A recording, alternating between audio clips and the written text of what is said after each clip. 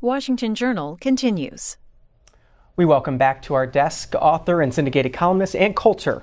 She's out with a new book this week, Resistance is Futile, How the Trump-Hating Left Lost Its Collective Mind. We'll get to the book, but first I want to make use of your legal background and get your thoughts on yesterday's news. I was wondering if that might come up.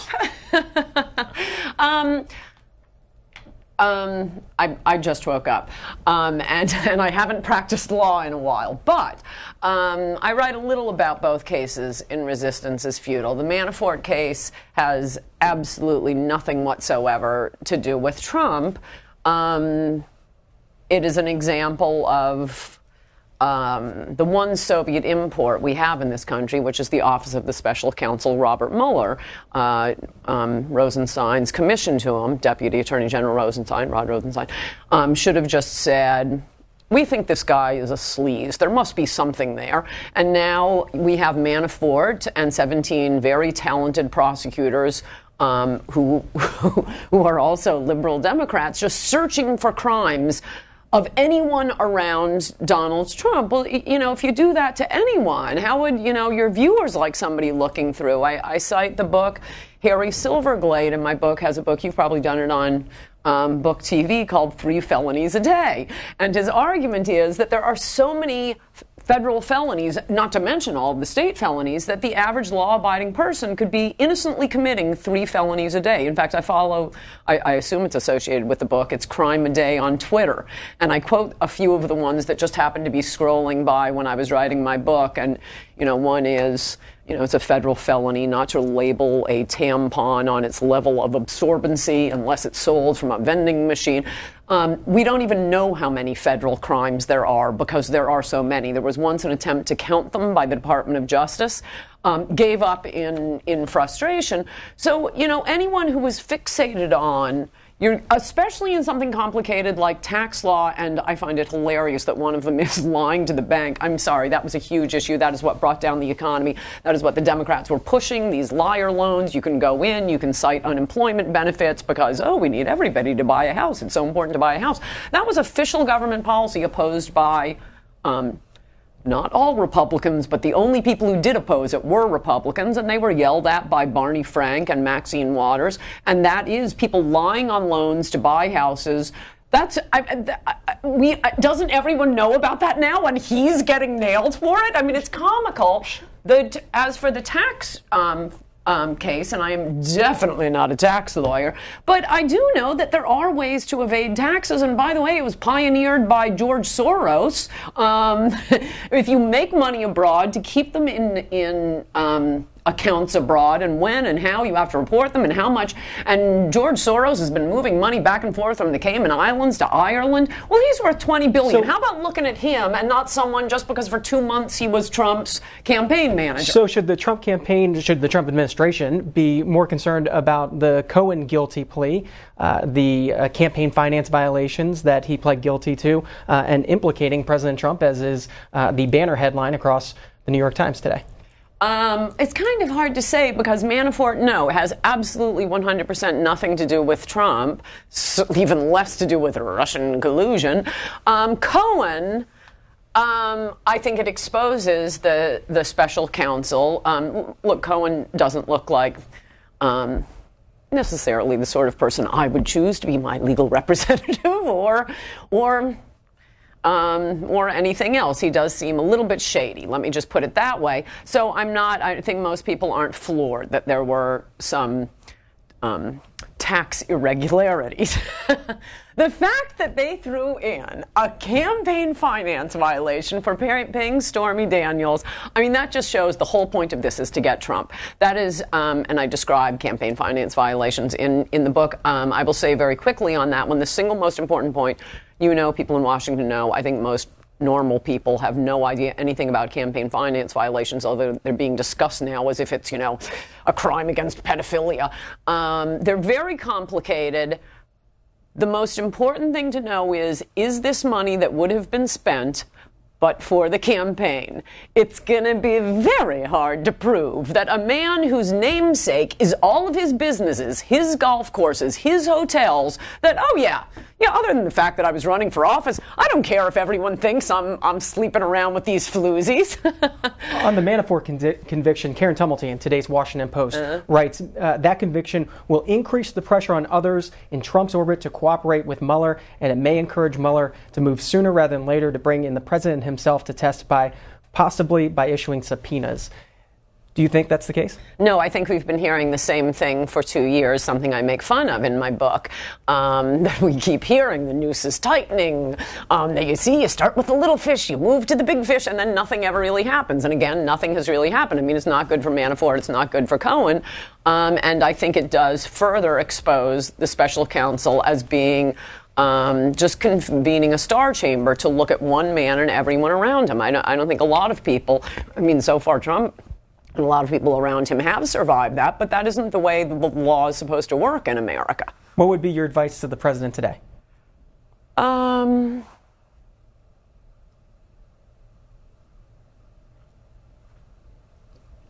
nothing. He has nothing to worry about. I think that's a very silly case. And, at worst, let's say he's guilty. He'll have to pay a fine. But, it's Cohen's word who's now fighting for his life, and he's going to say, no, the president told me that he was only doing this because he was running for president. But I would refer you to, the John Edwards case where he had very wealthy donors, Bunny Mellon, paying millions of dollars to put up his mistress when he was running for president, his pregnant mistress. He went to court. Everyone ridiculed the prosecution, acquitted immediately. Are those donors still paying for his mistress? I don't think so. I think that very clearly had to do with the campaign, though I think it's going to be very hard to prove that Trump would not have cared. And by the way, I don't even necessarily think that that what these women are alleging, is it just Stormy Daniels or is it both of them? Karen McDougal is the other name that's been brought up as well. Was it for paying both of them or only Stormy Daniels? I believe it was money for Karen McDougal's story. Okay. I don't believe either of them. I could be wrong, but the reason I don't, and it doesn't matter, I think one of the things I'm not wild about the president for, it's all a style matter. The only political thing I'm angry with him for is not building the wall. But I'm from Connecticut, and we don't consider it tasteful to go around bragging about your wealth. But if you are going to go around bragging about your wealth and hanging around with, reality TV stars and Playboy bunnies, you're probably going to get a lot of suits, a lot of nuisance suits. And for one thing, I don't think the Karen McDougal one, she says she had an affair with him for 1 year and she doesn't have a scrap of evidence. I could date a boy for a week and give you 5 pieces of evidence. She has nothing. He didn't leave cufflinks behind. There's no answering machine message. And the other one claims a one-time roll in the sack. And I think overlaying all of this, it's worth remembering that Donald Trump is a germaphobe. So I don't believe it. Maybe it'll be true, but I don't believe it. What's your feeling on issuing pardons for either Manafort or Cohen? Not Cohen. Cohen has made a big mistake, I think. He reminds me of, if you remember, the hero of the Paula Jones case, or of the Clinton issue, was Paula Jones. And as soon as it was over, she allowed the Clinton flacks, including Lanny Davis, but Joe Conason, to latch on to her, get her to do a Playboy spread. We're going to bring her down. We're going to take her down. And that's exactly what Lanny Davis is doing with Cohen. So great. Now both sides hate you. Ann Coulter with us until our program ends at 10 o'clock this morning. As usual, phone lines for Republicans, 202-748-8001. Democrats, 202-748-8000. Independents, 202-748-8002. Out with the new book as of yesterday, Resistance is Futile, as the headline, How the Trump-Hating Left Lost Its Collective Mind. I want to jump to the conclusion of your book. Oh, that's a good one. The title of the conclusion page, For Democracy to Live, We Must Kill the Media. Strong language. Explain. Yes. Well, the previous 200 whatever pages will more clearly illustrate why. Luckily, I don't have a job, so I can spend months just reading through Nexus Lexus transcripts of every discussion of Trump on CNN, MSNBC, every article about him in the New York Times. And I mean, it's pretty stunning, just the contradictions. Not only from, year to year, month to month, but day to day. The position of the resistance, which has encompassed completely the media, is simply, where is Trump on this? Oh, that's awful. I mean, to the extent of not caring about criminal defendants' rights, really jumping in with both feet on bullying people. Facts and logic. How about Russian collusion? Do we really care about Russian collusion? Because I have a little tip for you. Hillary Clinton's campaign and the DNC. And oh yeah, the FBI paid Russians for information on the opponent, Donald Trump. We got our Russian collusion all right. But when the media, I mean, most of it has always been liberal. And I am the New York Times' most devoted and loyal reader. But it used to be you could read a New York Times article and yeah, okay, I wouldn't have made this paragraph one. In fact, I probably wouldn't have made those first 6 paragraphs, the first paragraphs. But eventually I'll get some facts. It's getting to the point that you can't even turn to, the gold standard of journalism and expect to get facts from it.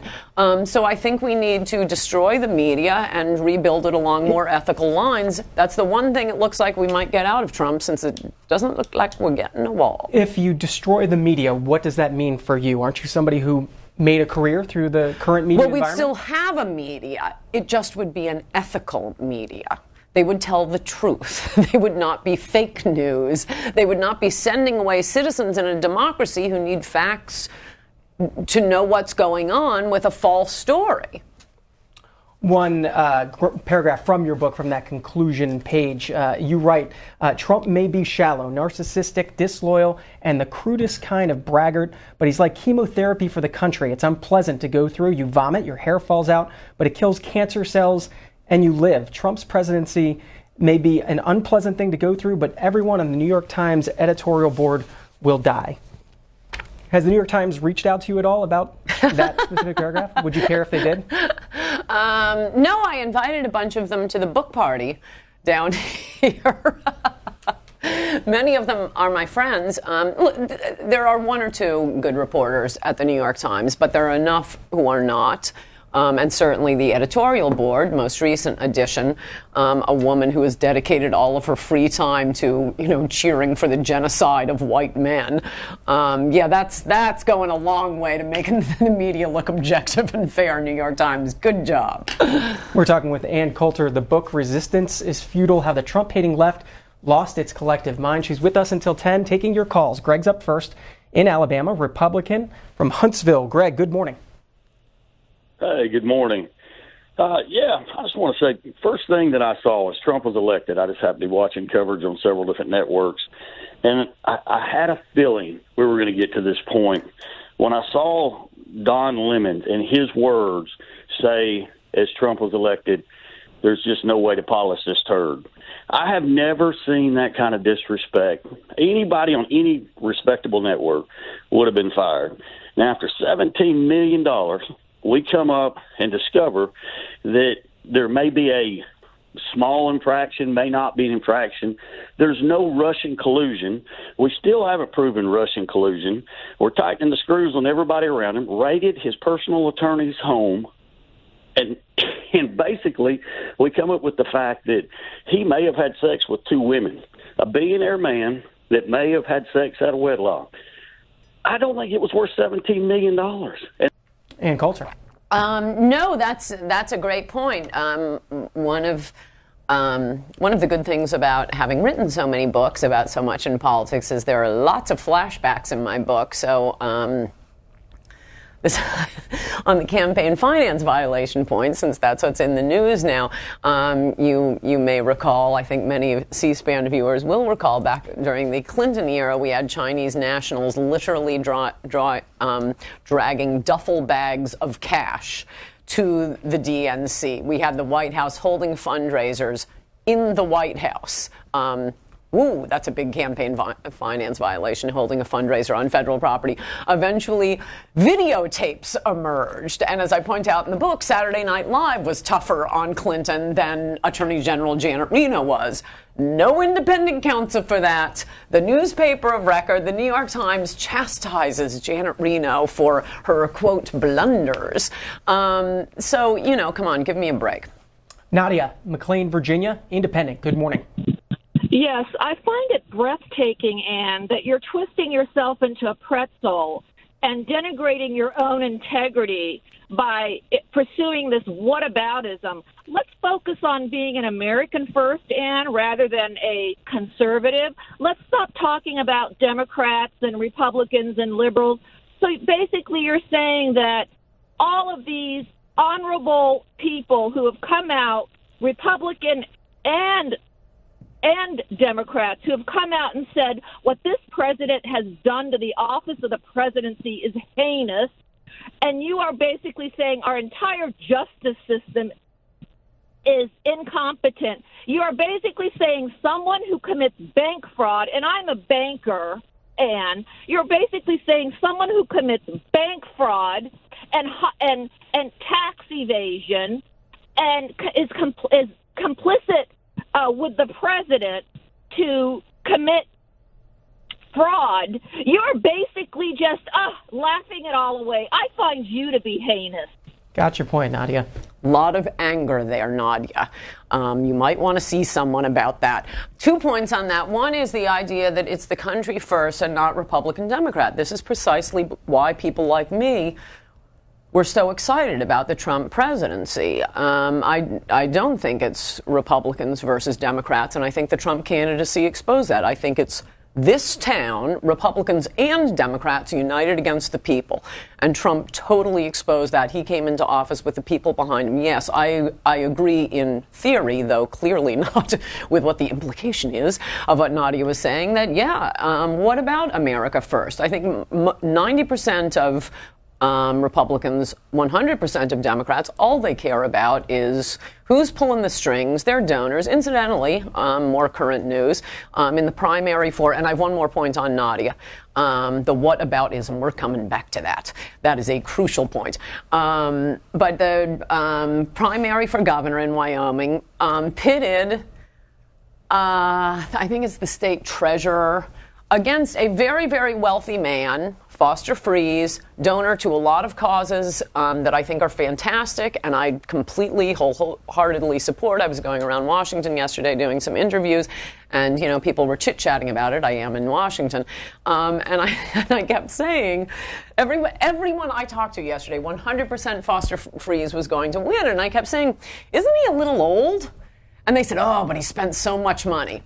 That's Washington for you. They still think you win elections with money.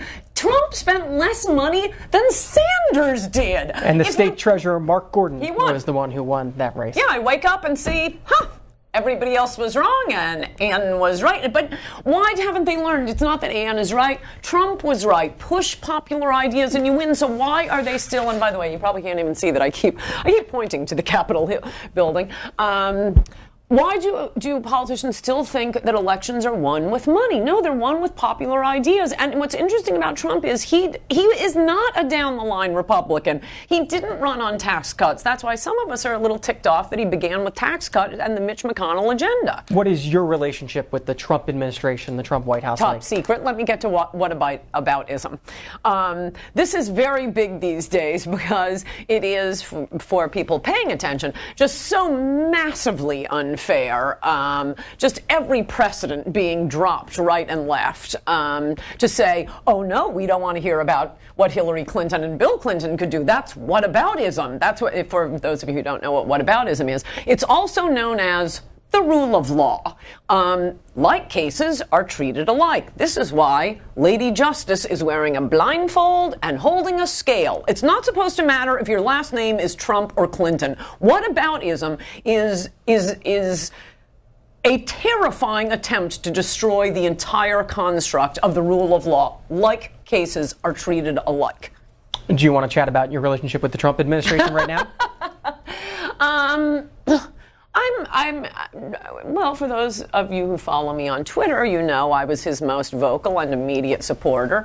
I think his campaign was magnificent. I think Trump has stunning political instincts. I loved, as I wrote in my last book, In Trump We Trust, seeing these Washington-style Republicans going on TV all the time and denouncing Trump, saying, he's not a real Republican. You know, half the country is saying, fantastic, he's not a Republican. Thanks for reminding me. It's an all-new party of the people. And, yeah, of course, I've been quite disappointed that in many ways he has abandoned that since becoming president. President Trump tweeting again this morning, this time talking about Paul Manafort. I feel very badly for Paul Manafort and his wonderful family. Justice, in quotations, took a 12-year-old tax case, among other things, applied tremendous pressure on him. And unlike Michael Cohen, he refused to make up stories in order to get a deal. Such respect for a brave man. That very different from what the president said about his former lawyer about 40 minutes ago. If anyone's looking for a good lawyer, I would strongly suggest that you don't retain the services of Michael Cohen. I do think Trump, I love Trump's tweets. I think he should tweet more. The difference in Manafort and Cohen reminds me of, have you ever seen one of my favorite movies, True Romance? I have not. Oh, you're such an intellectual. Well, the contrast between little Elliot immediately collapsing when he's pulled over for a traffic violation and the girlfriend, Alabama, who gets beaten up for 20 minutes in a hotel room is the difference between Manafort and Cohen. Oh, yeah, I'll tell you anything. I'll tell you anything. Yes. Yes, that's Cohen. Griffin, Georgia is next. Dottie, Democrat. Good morning. Hi. I just wanted to give my opinion. I have read some things that she wrote. I think Ann Coulter is crazy. She wants us to believe that what we've been watching for the last 18 months what have you read? Is not true. I've read a few things that like you've what? written. Dear, I don't have to give you the name of it. You don't know the names of any of them. It's the same way that you don't have to give us any evidence that the Clintons committed any crimes. You're not saying a thing about Trump's foundation, where they're getting ready to kick it out of New York because he was cheating. You're not saying anything about how he took the money from the foundation and bought himself a big portrait and stuck it in his building. You're not saying anything about how he's going golfing every weekend on our money and have the nerve to talk about what somebody else did. I do watch it. I have seen his rallies. All he talks about is Hillary Clinton is a crook. He has no evidence that Hillary Clinton is a crook. I don't know why people can't just make points and must lie by beginning and saying they've read things by me, which she obviously hasn't. So just make your point next time. The fact that they're going to Trump golfs too much and the nonsense about one charity buying a portrait for another charity for a fundraising drive, if that's what you got, and that's probably about all Robert Mueller has, which is why he's going into campaign finance and old tax cases. North Olmsted, Ohio. Basil's Republican. Good morning. Good morning. Congratulations on your book, Ann, and God bless you. I think Donald Trump has been the catalyst this country has needed for a long, long time. What he has done is awaken the American public. And the American public is starting to speak out. They've been silenced for a long, long time. They really don't pay attention to the news media, the fake news and all that anymore. They can't be fooled anymore. Donald Trump has been the catalyst that has awakened America, with the help from people like yourself, of course. And I think that I'm very optimistic about our future because of this. The more trash they throw on Donald Trump, the more red the states are going to become. It's ironic that they cannot hurt this man with all of their nastiness because we have awakened in America and we care about our country. Our veterans care about our country. I care about our country. I care about the youth. I'm an octogenarian. I'm going to be 88. And I'm so happy to see this man that's come to the forefront and is doing what he's doing. God bless you and thank you. Thank you. I do think, that's the point of my last chapter, that Trump has accomplished a lot, and it's a serious thing to get people to laugh at the media. And, some of us have been there for a while.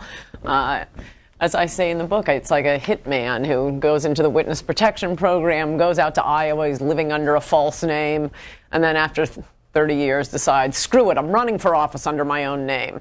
And then, bam, dead. That's what I feel like the media has done to itself. I always knew what they were, but they've so lost their minds with Trump. They can't control the venom and the nonsense and the contradictions. And we have, at the same time, Trump constantly bashing them and alerting, I think, a much wider swath of Americans to the fact that you can't trust the media. Trump constantly bashing the media and some concern from the media about the language he uses. This is from the end of last month. New York Times publisher A.G. Sulzberger, after his meeting with the president, putting out this statement. I told the president directly that I thought his language was not just divisive, but increasingly dangerous. I told him that although the phrase fake news is untrue and harmful, I'm far more concerned about his labeling journalists the enemy of the people. I warned that this inflammatory language is contributing to a rise in threats against journalists and will lead to violence.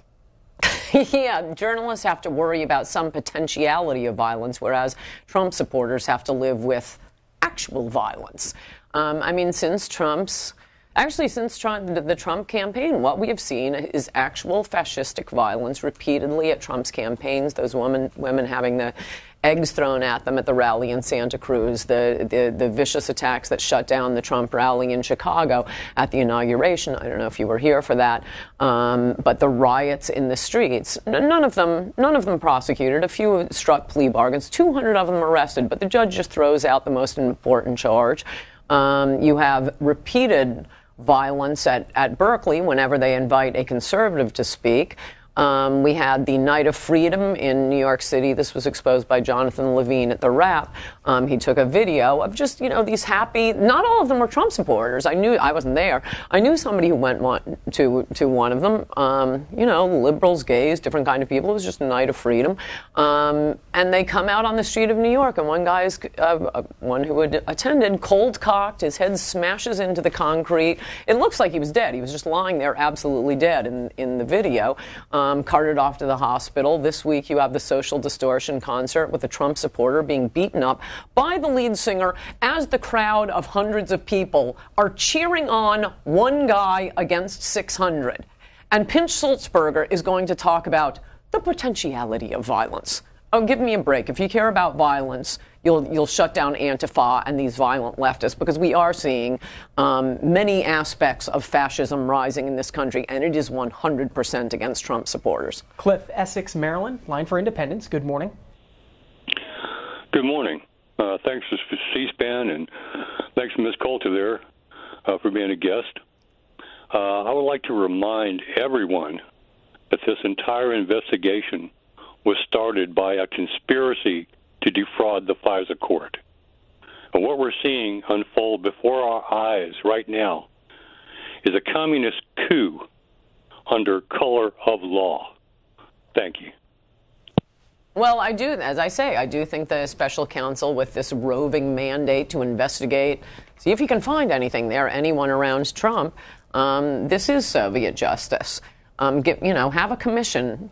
And how was it all started? It was started because James Comey was out there wildly insinuating that the president was under investigation. So as I quote in the book, when James Comey was fired, all of the news media, well, of course, echoes of Watergate. We get echoes of Watergate all the time with Republicans, and especially Trump. They're always seeing echoes of Watergate. It was all about Trump is under investigation. He fires the man investigating him. Well, it took, months later for Comey to finally admit Trump was never under investigation. So the entire basis for this special counsel, the president is under investigation. He's fired the man investigating him. No, not only was he not under investigation, but as we found out when it turned out there were spies on the Trump campaign, the FBI said, no, we weren't spying on you. We were protecting you. You weren't under investigation. So now we have it on the authority of the investigators not only Trump, but his campaign was never under investigation. So what is the theory for the special counsel other than this guy looks like a sleaze? Would you see if you can find something there, Mr. Mueller? If that's the standard, I'd like George Soros investigated. I'd like Terry McAuliffe investigated. I can think of a lot of people. He seems shady to me. About 25 minutes left with Ann Coulter. Her book that came out this week, Resistance is Futile, How the Trump-Hating Left Lost Its Collective Mind. Taking your calls, your comments. Phillips up next, Stillwell, Oklahoma. Democrat, good morning. Hi, good morning. Everybody in Washington's writing a book, making money off of this thing, and it's just kind of funny. But my comment is, I hope that they can go back and let people vote for the president, not the Electoral College. I think that's completely wrong. And why I say that is, if they would have went by the people's vote, we would not have this idiot, and I do say idiot, in the White House. He should have never gotten there. He should have been kicked out before he even had a chance to run for president. This is just despicable. It's sorry. And, I hate it every day. I'm not saying Hillary would have been better, but how could you get any worse than what's in there now? If you want to see rallies and, jumping in the street and happiness, wait till he gets impeached. It's coming. It reminds me of one of my favorite actual jokes for the Trump era, the Norm Macdonald joke. The voters hated Hillary so much, they voted for someone they hated even more. The caller says everyone is writing a book talking about your work and your book that came out this week. Before you came on, we had Cenk Uygur of the Young Turks on our program, and he talked a little bit about your work. I wanted to give you a chance to respond to some of what he said about you. Here's Cenk Uygur from earlier this morning. That the right-wing billionaires do actually pay a lot of the people you see on TV just gobs of money to do propaganda for them, including the person who's on after me, Ann Coulter. She gets paid nonstop by right-wingers to spread their hatred and their fear, and largely for her profit and their profit when they get deregulation and tax cuts. Oh, man, I wish. I could use that money. No one's ever paid me except the people who buy my book. And thank you, readers, for buying my book. I've been hearing this since the Clinton era. I was secretly being funded by Richard Mellon Scaife. Kept checking my mailbox, hoping for that check to come through. I don't know why it's comforting for liberals to think this. They apparently don't want me writing books. I have definitely picked that up, but sorry, that's what I do for a living. I would not say that everyone is writing books. I think most of the books, in fact, with my very first book, High Crimes and Misdemeanors, which I came on C-SPAN for, I liked that you tweeted out that photo of me in 1998. My publisher called me and said when it hit the bestsellers list, no, it wasn't the first one, it was the second one, Slander, said, congratulations, you're the only, not only are you on the bestsellers list, you're the only person who wrote her own book on the bestsellers list. I've been trying to get my Bête Noire, the New York Times, for years to have, because, they have all those different lists. There's hardcover, paperback, fiction, nonfiction. I would like a list for authors who wrote their own books. I think it would be a very different list, because mostly it's just celebrity pieces of crap. Why can't they just sell mugs? Why can't they sell, doormats or bathrobes or something? Why do they have to pretend to have written books? I not only write my own books, I research my own books. I'm a great writer and a killer researcher. In your acknowledgement section of this new book, you write, most of my friends can't be mentioned in an Ann Coulter book. Why? That's true. Because they work in industries where they'd never work again. Mike's up next. Akron, Ohio, Independent. Good morning. Yes, good morning. Thanks for C-SPAN. Just so happens I didn't vote for Trump.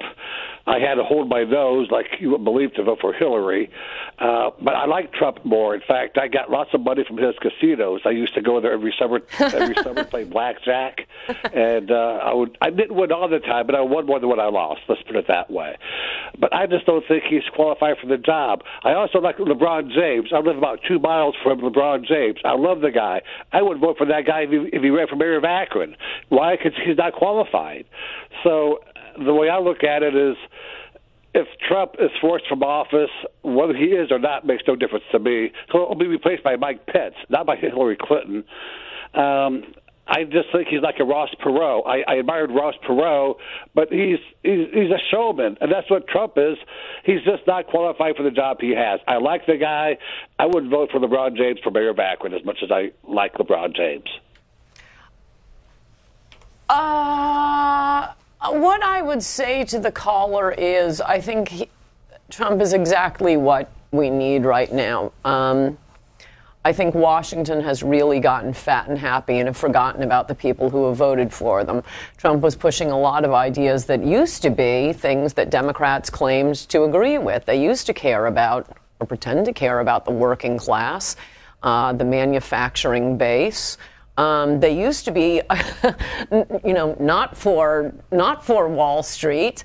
Trump turned that upside down. He took no money from Wall Street. I don't know if you saw the figures on that. It was overwhelming. It was like 90% of the money was for Hillary, and the other 10% wasn't for Trump. It was for some third-party candidate, which is why, yes, again, some of us who supported Trump, the candidate, were a little disappointed when he got into the White House and turned the keys of the kingdom over to Goldman Sachs. But, okay, that's why I say, I mean, my book is for you because maybe we're not going to get the things he ran on, the most important ones, trade, immigration, no more wars.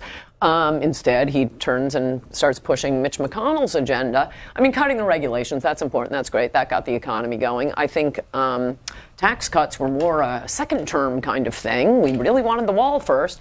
But to bust up the system, to expose the media for what it is, if that's all we get out of this guy, yeah, I'd vote for LeBron. I'd vote for Al Sharpton just to bust up the system because I think it's gotten so corrupt. Another great thing Trump has done, exposing the swamp. That was beautiful. That was beautiful. It was a concept none of us had before. Exposing the media, exposing the swamp, as disappointed as I am, and there's still time. There's still time, Mr. President. You can still build the wall and come through on those immigration promises. Wait, there was one other thing. Oh, I know. In my acknowledgments, you mentioned why can't they be named. I thought it would be worth mentioning that one of my very brave friends, I mean, among the jobs, obviously Hollywood. They can't claim to know me, anyone in that town. But also people who might, I'm a lawyer, so a lot of people of my friends are lawyers. They might come up for judgeships. So usually I will check with my friends in advance back for, I don't know, slander, treason. One of my friends is Miguel Estrada. And obviously he was going to be like a rocket to the Supreme Court. He is brilliant, fabulous, really, really brilliant, and the best lawyer I know.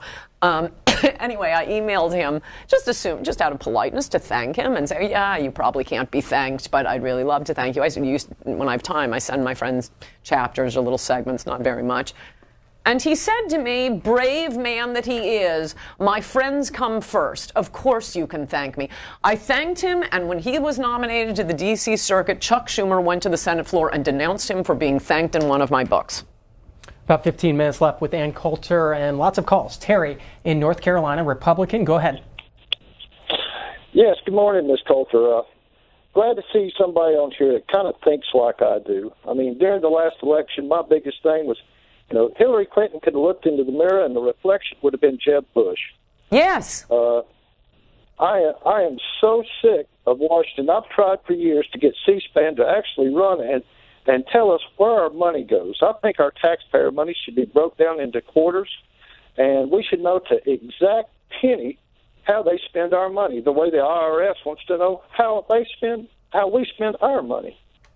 I just want their salaries. One of the great things that's coming out of this Russia nonsense is to see how much people like Peter Strzok and Lisa Page and, this and that person is being paid. I mean, normally the deal with a government job is it's fun. It's not that much work. You work self-paced. You absolutely can't be fired. You get unbelievably great health care and a pension. Who gets pensions anymore? The trade-off is your salary isn't that high. You have a higher salary in the private sector, but man, you can be fired on a dime. Your health care you have to pay for. Your pension you have to pay for. Now it's the reverse. Government workers get all that, plus they make more than people in the private sector. How about just start with an across-the-board cut of federal salaries? Spring Hill, Florida. Jeff, Democrat, good morning. Good morning. Thank you for taking my call. I'd like to point out two bits of hypocrisy by Ann Coulter. If you can, would you please put up the statement that Trump made today about Manafort? Because I'd like for her to explain to me what he means when he says Manafort didn't break. Break what? Didn't break by telling the truth? Didn't break by... No, by making stuff up, obviously. Oh, well, if you've got making stuff up, that is easily proven, okay? You can do that. That's what a court of law is for. And you talk about this Russian nonsense. Whether or not Trump himself went to meet and do some kind of collusive thing is irrelevant. What is relevant is that he has not only put other people in charge of that, like his son, but also he has surrounded himself with the best people, crooks. Guy like Manafort, 5 Republican presidents, and he's been doing this for years? Never got the hypocrisy on that call, by the way. I got another very angry caller. Now, well, let's see. The question was Manafort. Originally on the breaking, and the president saying that I feel badly for Paul Manafort and his wonderful family. They applied tremendous pressure on him, and unlike Michael Cohen, he refused to, in parentheses, break, in quotes, break. Right. Well, can it be proved? I mean, I think what Michael Cohen said is almost by definition what he was required to say, because he is like Elliot in True Romance, whatever you want me to say, on campaign finance, the punishment of which will be a fine. Oh, and by the way, darling Obama paid nearly $500,000 in fines on campaign finance violations. So stop pretending like... this is the Monica Lewinsky scandal. And to keep us updated on that, the president's latest tweet from about 9 minutes ago. Excellent. Michael Cohen pled guilty to 2 counts of campaign finance violations. That is not a crime. President Obama had a big campaign finance violation, and it was easily settled, the president tweeted. Right. Again, the laws are a little bit Byzantine. But the most important point about the campaign finance violations is proving the intent to affect the campaign. Now, normally, they're not, rooting around digging for some sort of crime on people who haven't done anything. So it's quite obvious. I mean, for example, with, many cases like this, but it was in the news, the Dinesh D'Souza case, where you pay people the maximum amount. You reimburse them to donate to a campaign. That's quite obvious. You're not just randomly writing checks to people for $2,010. Here, would Trump... would he have paid to keep an affair quiet, to keep it from his wife, to keep it from Ivanka, to keep it from people who go to his clubs and resorts? The prosecutor would have to prove, and it was a little more obvious in the John Edwards case, because I don't think those donors are paying for Riel Hunter now. That was his mistress. Wow, were they supporting her, flying around the country, paying for she was living large with a bunch of Democratic, very wealthy people, a millionaire, 100 millionaires. Are they still paying for a mistress? Why would they be? That's actually kind of clearly connected to a campaign. The prosecution was laughed at, and he was acquitted. You have to prove that the only reason Trump did this. Oh, and one other thing about campaign finance violations. In this case, ignorance of the law is a defense. To North Charleston. Steve's waiting, an independent. Good morning. Good morning, John. Good morning, Ann. And I tuned in late, so if my comments have been covered, I apologize. You're right. The media does need overhauling. It's a shame that it's abused. And sometimes, actually, media bias works in the favor of the candidate that particular outlet opposes, and that troops will rally around the person. But, Thomas Jefferson had a lot to say about a free press. Now, there's a difference. In Thomas Jefferson's day, media coverage wasn't instantaneous, and he also had a lot to say about editing. Well, there's no editing today. Well, there may be a newspapers. That's the press. But the media, everything's instant. Radio, TV, social media, commentary is out there without editing, and that's a big problem, and that's the reason we need overhaul. But anyway, I'd like to say something about campaign contributions. I'm an independent, and I think that needs overhauling too. It just takes way too much money to mount a successful campaign, and that's why you only see the media money-controlled candidates on TV on the national stage during debates, which should be Republicans and Democrats. Now, Bernie mounted a good campaign this last cycle in 2016. I'm not a Bernie independent. I consider myself a member of the Constitution Party. Darrell Castle, he just couldn't get money. Thanks to C-SPAN, we get to see those people, but they never get on the national stage. So we need the Republican and Democrat nominees need vast amounts of money. So the taste of victory is so sweet that the supporters of the candidates will yield to temptation to take excessive contributions. Steve, got your point. Okay, although I'm pushing Resistance is Futile, which came out yesterday and is a fun book. Steve, you really have to read In Trump We Trust, because most people do believe this. I didn't know that regular people believed it. I knew these idiots on Capitol Hill believed it, but you are absolutely, and I think you'll be happy to hear this, absolutely, completely, 100% wrong. That money buys elections. Unfortunately, the campaign consultants and the media have persuaded the politicians that they do need money. Again, Donald Trump spent less money than probably anyone since the LBJ era, maybe going back to, who knows, to win the White House. I always knew if a politician came along and just pushed popular ideas, that would work. No one watches campaign ads anymore. It funds the media. It funds these rich campaign consultants who are off buying islands. They're totally loaded. Why do they keep running? I won't go into too much of this, but let me just cite one example of these shyster campaign consultants. In my home state of Connecticut, why do we have basically a semi-retarded senator right now? We had a fantastic guy who could have run, Rob Simmons, sort of perfect for Connecticut. He went to Yale. He was in the Navy. But no, campaign consultants, and I don't blame her, but they run the wrestling lady twice. Why? Because she's really, really rich. So they can rip her off for money. They line their pockets. Their kids' college tuition is paid for. And again, I don't blame the candidates. They have consultants coming to them saying, oh, yeah, you can win this race. Just give me the money. They just did it to Foster Freeze in Wyoming. Money doesn't win races. And the sooner politicians figure out they are being lied to by campaign consultants and the donors are being lied to by campaign consultants, it's popular ideas that win. And if Trump didn't prove that, I don't know what more evidence you're ever going to ask for. You cite Sanders. Sanders spent more money than Trump. It's popular ideas. I wonder how you feel about Linda McMahon as head of the Small Business Administration. She's probably fine at that. My point is, look, I'm from New Canaan. They were never going to, we're not Minnesota. They were never going to go for the wrestling lady. They just weren't. And look, once they picked her, I was fine with her. But Rob Simmons was perfect for Connecticut. He overturned a Democrat in an upstate district. Well, I won't go into him, but he was perfect. They would have voted for him in Greenwich and New Canaan and every place else. He could have won. He had everything except money. And the campaign consultants say, forget him. This is and why did they run her a second time? Because they found out she had another bank account?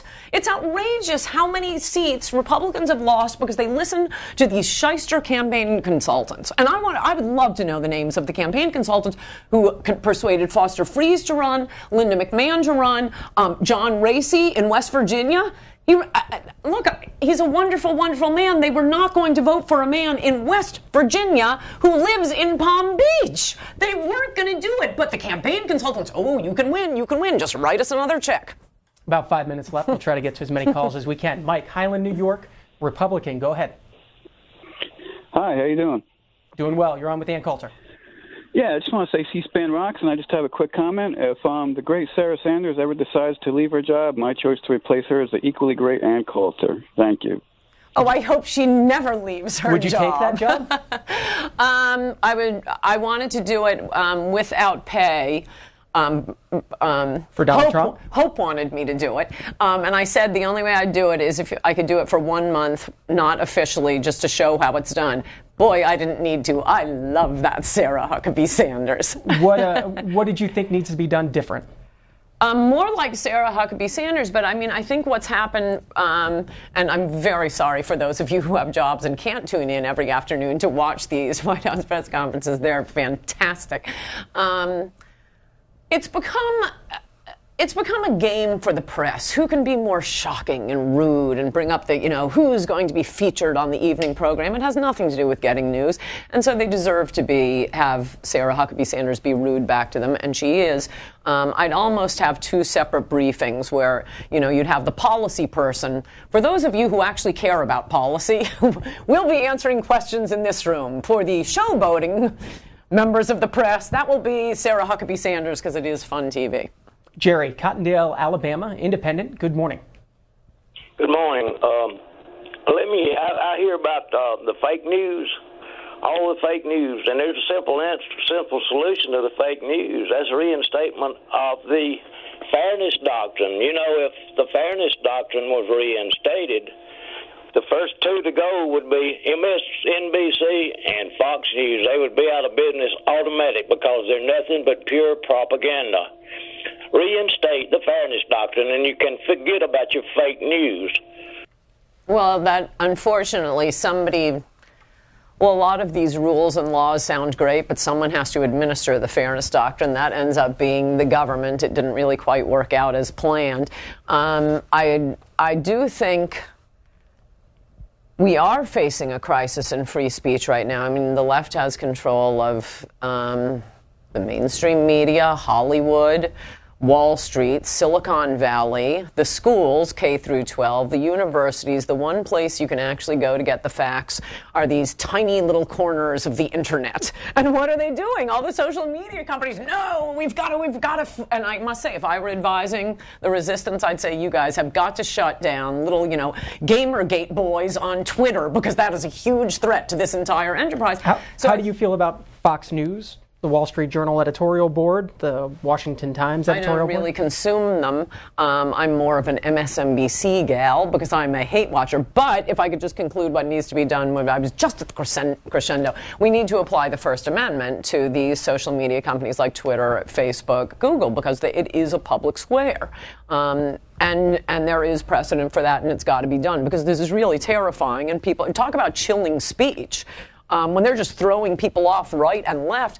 I mean, I wrote in Treason about Joe McCarthy. I know quite a bit about that era. The slanders of McCarthy were indeed slanders and false, but everything that liberals fantasized Joe McCarthy was doing is being done now. We're throwing you off Twitter because or out of the White House, because you once went to a meeting with someone who said something online, and he also published someone on the same webpage, which we find offensive. I mean, it is such a guilt by association. I've never seen anything like it in my lifetime. Let's see if we can get an Omar in North Carolina, a Democrat. Good morning. Omar, you with us this morning? Yes, how you doing this morning? I would like to make comments for Miss Coulter. She said drain the swamp. At least 10 people in Trump administration already been kicked out of office for violating taxpayer money. Scott Pruitt, Ryan Zinke, my man Tom Price. There's so many people. She say drain the swamp. He exposing the swamp. He brought the swamp to the White House. And then she say build a wall. What we need? If we need to build a wall, it needs to be for all these white people out here shooting up schools, shooting up concerts, killing all these people for their brain. One Mexican, one illegal immigrant, and put that on TV, running on Fox News all day. What about all these white people killing people for nothing? The man just killed his wife and 2 children and his unborn baby. Omar, got your point. And Coulter. Well, as long as Omar wants to build a wall to keep out all the white people, I'm thinking he should apply for a job with the New York Times. That's my advice to you, Omar. They pay very well. What about his thoughts on the swamp? I mean, obviously, Omar doesn't follow me on Twitter. I've been quite critical of Trump for many of his swamp hires. I'm more upset about the Goldman Sachs people than. But yeah, I mean, I can't disagree with that. I think if I had been Trump, I would have hired smart people who know something about politics and supported my agenda. But he chose not to. So you're going to have some problems. The book, Resistance is Futile, How the Trump-Hating Left Lost Its Collective Mind. The author, of course, Ann Coulter. Always appreciate your time. Thank you. And that's going to do it for the Washington Journal today, but we'll be back here tomorrow morning.